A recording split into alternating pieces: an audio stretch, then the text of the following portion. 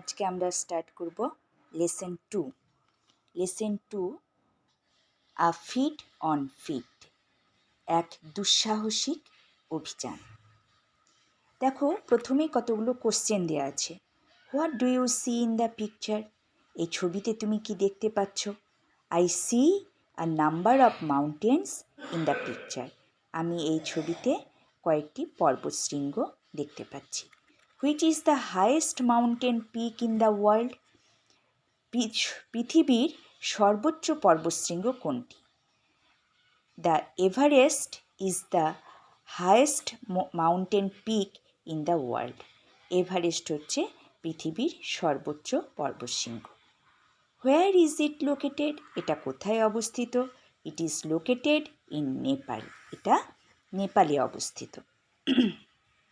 এবার আমরা চলে আসব মূল পাঠে। Edmund Hillary and Tenzing Norgay were part of the British expedition to Mount Everest in 1953।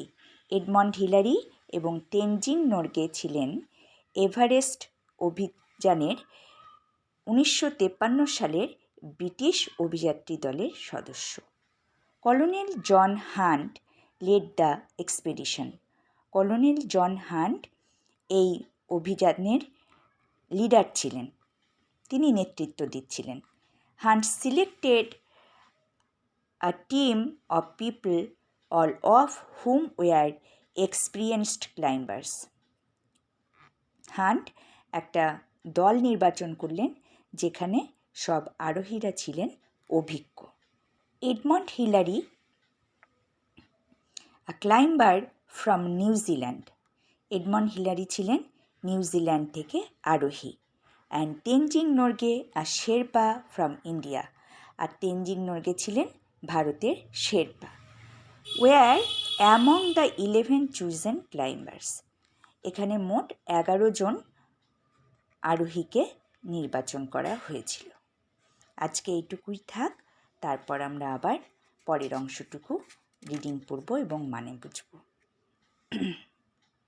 তোমরা মন দিয়ে পড়াশোনা করবে এবং কোথাও বুঝতে অসুবিধা হলে উচ্চারণে অথবা অর্থে যেই অসুবিধাই হোক না কেন তোমরা আমাকে কমেন্ট করে জানাবে। আর এই পড়ানোটা যদি তোমাদের ভালো লাগে সেটাও জানাতে ভুলবে না কিন্তু। Thank you.